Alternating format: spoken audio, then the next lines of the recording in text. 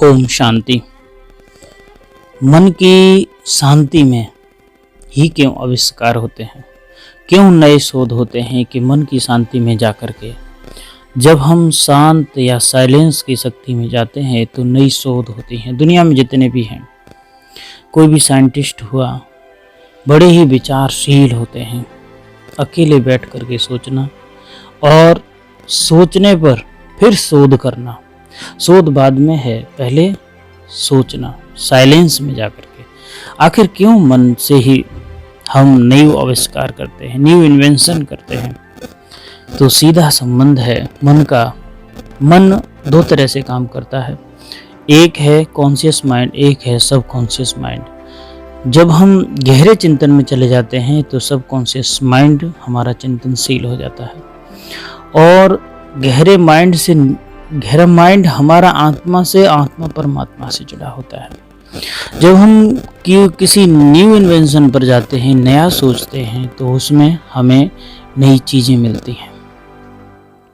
कोई भी हुआ, आइंस्टीन हुए, बहुत से एग्जाम्पल हैं सामने, जिन्होंने बैठ करके केवल कागज़ और कलम, बस और कुछ नहीं। साइंटिस्टों को चाहिए कि लैब, और ये बहुत से ऐसे साइंटिस्ट हुए, E=mc²। कैसे दिया? बस सोच करके ही दिया कि ऐसा होगा। उसके बाद उस पर शोध की गई तो चीज़ें सही ठहरी। तो मन आत्मा से जुड़ा, आत्मा परमात्मा से जुड़ा, और वो लोक ही दूसरा है जहाँ पर एक नहीं बहुत इन्वेंशन करने की चीज़ें पड़ी हैं जो साइंटिस्ट हमें समय समय पर देते हैं।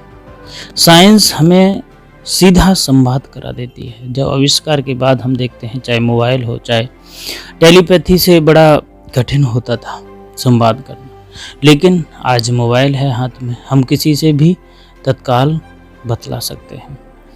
तो साइंस की पावर अथाह है और वह अथाह पावर परमात्मा से मिलती है, डायरेक्ट या इनडायरेक्ट। साइंटिस्ट भले ही परमात्मा को माने या न माने, लेकिन ये तो मानते हैं कोई तो अथॉरिटी है जो हमें शक्ति देती है जीने की और हमें न्यू इन्वेंशन कराने की।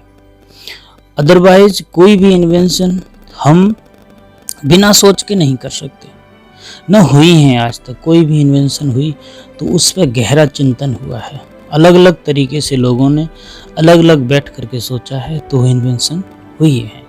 इसीलिए कहते हैं कि थोड़ा हमें चिंतन मनन करना चाहिए। और दूसरा है कि स्नेह और सत्यता।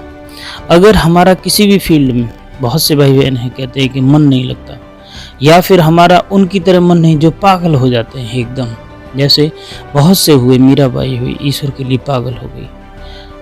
बहुत से हैं, कबीर हैं, दादू है, रैदास हैं, इतने हैं, बाबा हैं, जो कि केवल एक ही मनन चिंतन चलता है कि ईश्वर कैसा है, कहाँ है, क्यों है, हमारे लिए क्या किया उसने, कब, कैसे। तो सारे चिंतन स्नेह जब हमें मोहब्बत हो जाती है उस खुदा से, बंदे से, खुदा से या खुदा के बंदे से, तो हमारा सत्य जो है वो जागृत होने लगता है। सत्य प्रभु को कहते हैं और सत्य अविनाशी होता है जिसका कभी विनाश नहीं होता। बाबा बहुत अच्छी मुरली में रोज रोज हमें न्यू युक्तियाँ बतलाते हैं जो हमारे चिंतन और मनन करने के लिए बहुत है। इतना सामग्री है कि हम दिन रात बैठे रहें, सोचते रहें तो भी कम है।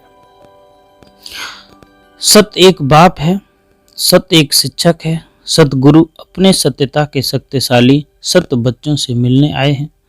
सबसे बड़े ते बड़ी शक्ति व अथॉरिटी सत्यता की ही है। देखो, सत्यता कभी भी डिगती नहीं है।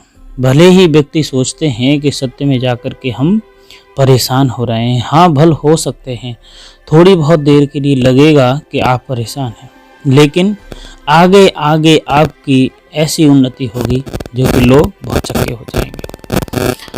सत्य दो अर्थ से बनता है, एक सत्य अर्थात सत्य है, दूसरा सत्य अर्थात अविनाशी है। एक सत्य है जो हम बोलते हैं, एक है वो जो अविनाशी है। दोनों अर्थ से सत्यता की शक्ति सबसे बड़ी है। सत्यता मतलब ईश्वर की बात कर रहे हैं हम। बाप को सत्य बाप कहते हैं। बाप तो अनेक हैं, हमारे लौकिक बाप जिसने हमें जन्म दिया या फिर जिसने हमें पालन पोषण किया, वो हमारे कई हो सकते हैं, लेकिन सत्य बाप, सत्य शिक्षक, सतगुरु एक ही होता है। सत्य को ही परमात्मा कहते हैं, अर्थात परम आत्मा की विशेषता सत्य और सत्य है। आपका गीत भी है, सत्य ही शिव है। सत्य शिव क्यों है? क्योंकि सत्य सतगुरु है और सत्य ही परमात्मा है और परमात्मा शिव ही है। दुनिया में भी कहते हैं कि सत्यम शिवम और सुंदर। सत्य सत्यम है और सत्य शिवम है और सत्य ही सुंदर भी है। साथ साथ बाप परमात्मा के लिए सत्य चित्त आनंद स्वरूप कहते हैं। बाप आत्माओं को सत्य चित्त आनंद कहते हैं तो सत्य शब्द की महिमा बहुत गाई हुई है। और कभी भी बाप भी कार्य में अथॉरिटी से बोलते तो यही कहेंगे, मैं सच्चा हूँ इसीलिए अथॉरिटी से बोलता हूँ। सत्य के लिए गायन है, सत्य की नाव डोलेगी लेकिन डूबेगी नहीं। सत्य चाहे कितना भी वैसा हो जाए लेकिन वो कभी भी निष्फल नहीं होता है। आप लोग भी कहते हैं सच तो बिठो नच, मतलब सत्य घूमता है, लेकिन सत्य में जो आ जाता है, सत्यता में आदमी यूं नाचता है कि वो नाचता ही रहता है, जैसे मीराबाई के सामने है। सच्चा अर्थात सत्यता की शक्ति वाला सदा नाचता रहेगा, कभी मुरझाएगा नहीं, उलझेगा नहीं, घबराएगा नहीं, कमजोर नहीं होगा। सत्यता की शक्ति वाला सदा खुशी में नाचता रहेगा। शक्तिशाली होगा, सामना करने की शक्ति होगी, इसीलिए घबराएगा नहीं। सत्यता को सोने के समान कहते हैं। सोना चाहे कीचड़ में चाहे आग में और निखरता है। कहीं पर भी रख दो, कहीं डाल दो, किसी एसिड में डाल दो, कुछ भी असर नहीं होता है। सत्यता को मिट्टी के समान, असत्य को हम मिट्टी के समान कहते हैं। भक्ति में भी जो परमात्मा की तरह लगन लगाते हैं उन्हों को सत्संगी कहते हैं। सत्य का संग करने वाले। और लास्ट में जब आत्मा शरीर छोड़ती है तो भी क्या कहते हैं? सत्य नाम संग है, राम नाम सत्य है। क्यों कहते हैं आखिर? क्योंकि वो ही प्रभु सत्य है और सारा का सारा ये आज नहीं कल हमसे छूट ही जाना है। सत्य अविनाशी, सत्य सत्य है, सत्यता की शक्ति महान शक्ति है। वर्तमान समय मेजॉरिटी लोग आप सबको देखकर क्या कहते हैं? इन्हों में सत्यता की शक्ति है, तब इतना समय वृद्धि करते हुए चल रहे हैं। सत्यता कब हिलती नहीं है, अचल होती है। सत्यता वृद्धि को प्राप्त करने की विधि है। सत्यता की शक्ति से सतयुग बनाते हैं। सत्यता की शक्ति से ही हम सतयुग बनाते हैं। स्वयं भी सत्यनारायण सत्य लक्ष्मी बनाते हैं। यह सत्य ज्ञान है, सत्य बाप का ज्ञान है, इसीलिए दुनिया में न्यारा और प्यारा है। कौन? परमात्मा प्रभु, जो आज बाप दादा सभी बच्चों को देख रहे हैं कि सत्य ज्ञान की, सत्यता की अथॉरिटी कितनी धारण की है। बच्चे बाबा देखते हैं, क्योंकि बाबा जब से गुजरे तब से बाबा तो कहीं नहीं गए, लेकिन आज बाबा पूछते हैं क्या सत्यता की तुमने धारणा कितनी की है। अगर धारणा की है तो हम सफल हैं, अगर नहीं हुई तो हम असफल हैं। सत्यता हर आत्मा को आकर्षित करती है। सत्यता कोई भी हो, सत्य ऐसे हम कहते हैं कि सत्य पुरुषों के जो वाक्य होते हैं वो हमारे दिल में छेद करते हैं। क्यों? क्योंकि वो ईश्वर की भाषा उन पर चढ़ी हुई होती है। अकेले नहीं होते, वो ईश्वर के संग होते हैं। इसीलिए कहते हैं कि चाहे आज की दुनिया झूठ खंड है, सब झूठ है, अर्थात सब में झूठ मिला हुआ है, फिर भी सत्यता की शक्ति वाले विजयी बनते हैं। सत्यता की प्राप्ति खुशी और निर्भयता है। सत्य बोलने वाला बाप सदा सत्य होगा। इसीलिए बाबा कहते हैं कि सत्य कभी झुकता नहीं, डोलेगा, डूबेगा नहीं। बाबा कहते हैं जो सत्य नहीं होगा वो क्या होगा? वो डूबेगा, झिझकेगा, घबराएगा, साफ साफ है। तो बाप, आप सभी सत्यता की शक्तिशाली श्रेष्ठ आत्माएं हो। सत्य ज्ञान, सत्य भाव, सत्य प्राप्ति, सत्य याद, सत्य गुण और सत्य शक्तियां सर्व प्राप्ति हैं। बाबा कहते हैं इतने खजाने आप पर हैं, क्या इनमें से हैं? अथॉरिटी का अर्थ अभिमान नहीं है। जितना बड़े ते बड़ी अथॉरिटी, उतना उनकी वृत्ति में रूहानी अथॉरिटी रहती है। वाणी में स्नेह और नम्रता होगी, यही अथॉरिटी की निशानी है। जैसे आप लोग वृक्ष का दृष्टांत देते हो, वृक्ष में जब संपूर्ण फल की अथॉरिटी आ जाती है तो वृक्ष झुक जाता है। नम्र पुरुष हमेशा झुकते हैं, कठिन पुरुष हमेशा सीधे खड़े रहते हैं, वो और एक दिन टूट जाते हैं। ऐसी रूहानी अथॉरिटी वाले बच्चे जितनी बड़ी अथॉरिटी उतने निर्माण और सर्व स्नेही होंगे। इतना हम करने के बाद सबके स्नेह से भरपूर, जहाँ जाएंगे वहाँ आपको प्यार मिलेगा। लेकिन सत्यता के अथॉरिटी वाले निरहंकारी होते हैं, उन्हें अहंकार नहीं होता। वो नम्र होते हैं, चाहे चित हो कोई अपरिचित हो, सभी से वो मिलते हैं तो अपना ही बना लेते हैं। तो अथॉरिटी भी हो, नशा भी हो, निरअहंकारी हो, इनको कहते हैं सत्य ज्ञान का प्रत्यक्ष स्वरूप। जैसे इस झूठ खंड के अंदर ब्रह्मा बाप सत्यता की अथॉरिटी का प्रत्यक्ष साकार स्वरूप देखा ना। उनको अथॉरिटी के बोल कभी भी अहंकार की भाषणा नहीं देते। मुरली सुनते हो तो कितनी अथॉरिटी के बोल हैं, क्या महसूस करते हैं कि नहीं? लेकिन अभिमान के नहीं, अथॉरिटी के बोल में स्नेह समाया हुआ है, निर्माणता है, निरअहंकार है। इसीलिए अथॉरिटी के बोल प्यारे लगते हैं। सिर्फ प्यारे नहीं लेकिन प्रभावशाली होते हैं, बहुत प्रभावशाली होते हैं। हम अगर चिर आनंद स्वरूप में बैठ करके इस स्वरूप में बाबा को याद करते हुए अगर मुरली सुनते हैं या फिर उसको याद करते हैं तो अपने को ऐसा समझेंगे कि हम इस दुनिया से नहीं कहीं और से हैं। बाबा कहते हैं कि फॉलो फादर है ना, सेवा में हुआ कर्म में फॉलो ब्रह्मा बाप है। क्योंकि साकारी दुनिया में साकार एग्जाम्पल हैं, सैंपल है।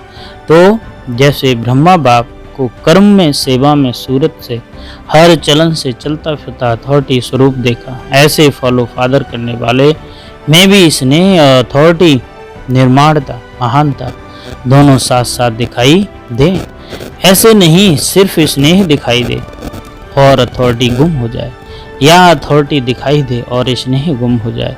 जैसे ब्रह्मा बाप को देखा हुआ अभी की मुरली सुनते हो, प्रत्यक्ष प्रमाण है, तो बच्चे बच्चे भी कहेंगे, लेकिन अथॉरिटी भी दिखाएगा। स्नेह से बच्चे भी कहेगा और अथॉरिटी से शिक्षा भी देगा। सत्य ज्ञान को प्रत्यक्ष भी करेंगे, लेकिन बच्चे बच्चे कहते नया ज्ञान सारा स्पष्ट कर देंगे। इसको कहते हैं स्नेह और सत्यता की अथॉरिटी का बैलेंस। तो वर्तमान समय सेवा में इस बैलेंस को अंडरलाइन करो। धरनी बनाने के लिए स्थापना से लेकर अब तक 50 वर्ष पूरे हो गए। विदेश की धरनी भी अब काफी बन गई। वल 50 वर्ष नहीं हुए, लेकिन बने बनाए साधनों पर आए हो। इसीलिए शुरू के 50 वर्ष और अब के 5 वर्ष बराबर हैं। डबल विदेशी सब कहते हैं हम last so fast so first, तो समय में भी फास्ट सो फर्स्ट होंगे ना। निर्भय की अथॉरिटी जरूर रखो। यह ही बाप का नया ज्ञान सत्य ज्ञान है, और नए ज्ञान से नई दुनिया स्थापन होती है। वह बार बार कहते हैं बच्चे बाहर के लोग भले देर से आए हैं, लेकिन आप सब आए हो तो पीछे के 50 वर्ष लेकिन इधर के 5 वर्षों के बराबर हैं।